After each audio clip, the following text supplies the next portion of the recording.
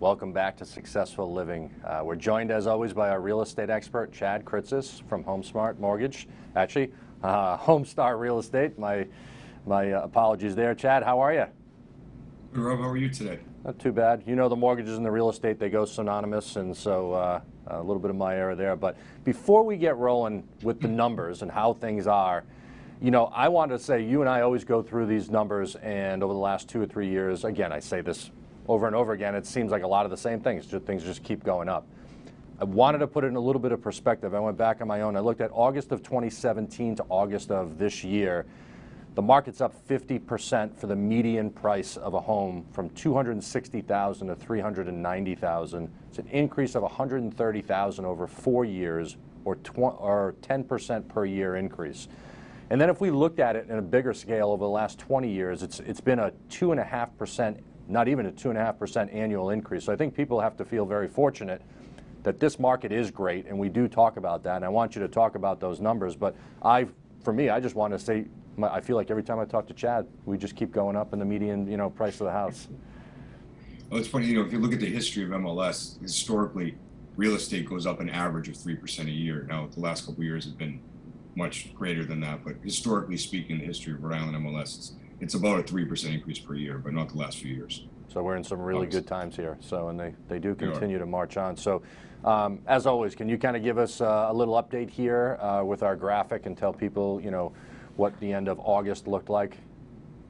Absolutely. So single family, same thing, 17% increase year over year, pending sales up. And once again, the thing we keep talking about is the inventory is only a 1.8 month supply, meaning if no other homes came on the market, we would sell out of what we have in under 2 months. So we're still, definitely pinned in a seller's market at this point. We're seeing a little bit of an increase in inventory and a little higher market time, but it's definitely still a seller's market. Inventory-wise, are you seeing something in specific areas where it's starting to open up a little bit more? Well, I think some of the pricing, everything's still increasing, but I feel like some of the pricing is getting astronomical to the point where people are like, I'm just not going to pay that for this. Okay. So you are seeing, you're starting to see a little more check in reality, if that's a good way to explain it. It's balancing out a little bit where the prices are just getting to a point where some of it's getting outrageous, so people aren't paying the numbers. But everything's still selling relatively quick for, good prices. And would you say the numbers are, again, still pretty similar when you look at multifamilies and condos compared to what we just looked at for the statistics within single-family houses? That's a great question. The multifamily market is gone absolutely crazy. Prices up 23%, and the number of sales up 68%. Wow. I mean, a 3-family in Newport sold this morning for almost $100,000 over asking for $1.1 million. I mean, for a 3-family, the numbers are going crazy. Condos are, up 13% as well. Sales up 7%. But I mean, I'm seeing a huge increase in the price of multifamily homes in the area. And what do you think what is that? Where does that come from? What's the desire for people to kind of get into that area of real estate? Well, we're in Middletown, Newport, so the multifamily market's always busy. We have a very limited, Newport itself is a very limited Airbnb or VRBO section of town where they can even rent. Basically a general business or limited business area, which is basically Lower Thames Street. So Middletown and Portsmouth, we personally have a rental we use in Tiverton that does great for, weekend rentals and weekly rentals as well. So you're seeing a lot of that. And then you always have this huge demand with the college students, Navy base. There's a huge demand for rentals, and I'd say the rental market's probably even more competitive than the sale market at the moment. It's crazy. Really? One of my next questions was the purchase of, larger vacation houses in some desirable locations or whatever, where people are, doing the Airbnb, and I think that's kind of what you're talking about. But that has drastically increased. I'm assuming you're talking about the same thing that I'm asking. It's not just renting out a 3-decker sometimes. Sometimes it's renting out these vacation homes for 1 week at a time. And people, through the pandemic, tend to want their own place now instead of maybe a hotel or something like that. Is that accurate, or? I would completely agree with that. I mean, we have a very good success with our properties doing, shorter term. We just scheduled a vacation as well for the family, and we did the same thing. We just rented a house. Personally, I don't think I've stayed in a hotel in 2 years. We rent these vacation houses.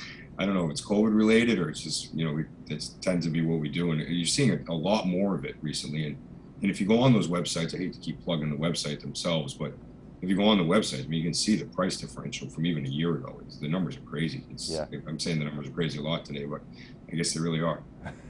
Are you seeing a lot of out-of-town people, in a sense, coming in and purchasing that for that reason, or, you know, it's no different than it was maybe before for the mix of buyers?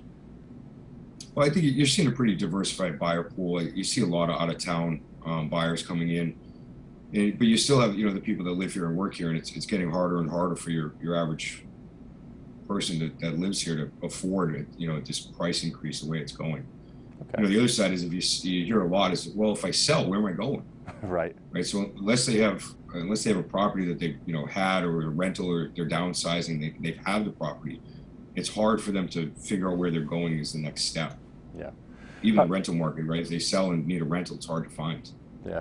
So now another area of ours, obviously the housing market, would be new construction, and I don't really know much about that, but how are the effects of the rest of the economy kind of affecting new housing? Is it just as it was before? Is it slowed down, sped up? Where is that at?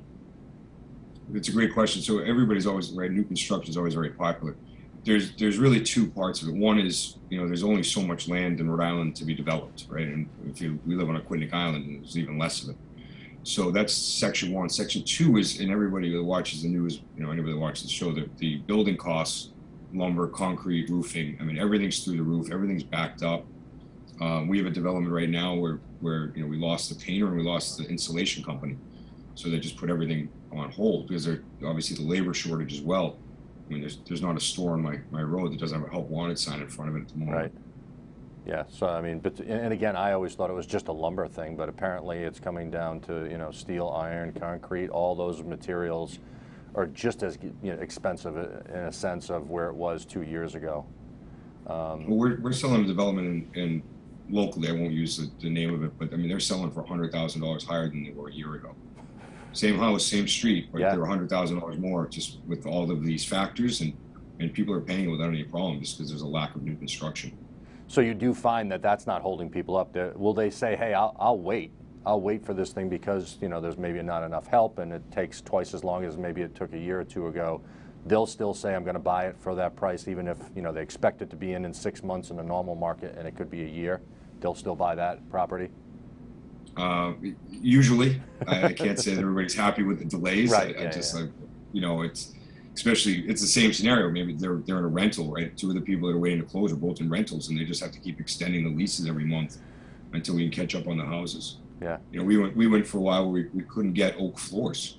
We had to change to ash and maple just because there was an oak floor shortage, believe it or not. Yeah, well, I didn't realize this either, is that the forest fires out west have actually contributed to the delay in a lot of the wood too. I mean, at one point I didn't know it had anything to do with that, and that was something, you know, recently that I was reading. I read that as well, but even just the sheer cost of lumber increases the new construction sale prices just because of what it costs to, you know, bang those nails into the wood. Yeah. All right, so let's move on to maybe something a little bit. You're ready to buy the house, and now you're saying maybe someone out of town says, listen, I'm ready to buy this house, but I can't make it there. And one of the things they might say is, give me a tour through your phone or give me a tour through something. Does this happen? I mean, I never heard of it happening, but it sounds like it's happening more and more. I actually rented one of my properties yesterday with a FaceTime walkthrough. Really? Very how common. How detailed does that get?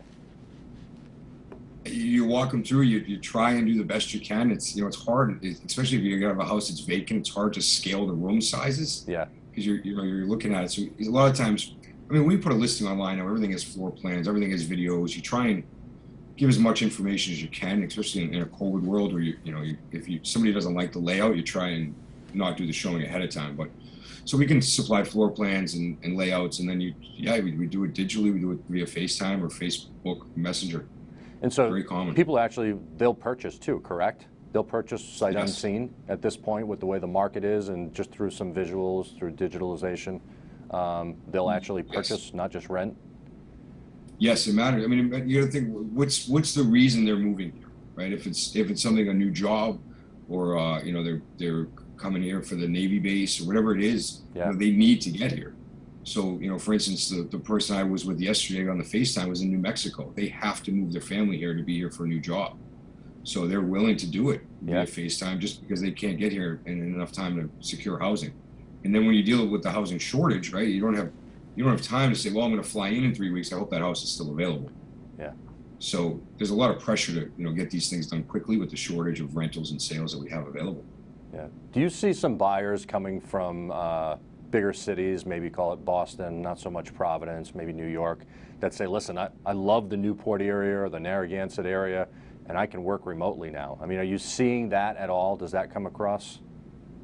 We see a ton of it. A huge selling feature right now is the home office. I mean, that's Right. We just had a house that we sold this summer, and they both worked from home. They built the house 10 years ago. They had 2 home offices and 4 bedrooms. Wow. So, somebody moving from Boston, spending $1 million on a 4-bedroom house with 2 offices, and they're selling their studio for $1.1 million, it's a good deal for them, right? If you look at the amount of space they're getting versus what they had. And I mean, I'm in my office right now, and you're at the studio, but a lot of people don't go to their office anymore. Right. No, and I think it gone. becomes for families, it's a quality of life. Do I want to live in Manhattan, or do I want to live in Boston, or do I want to live in Narragansett or Newport, where I can enjoy the environment around me?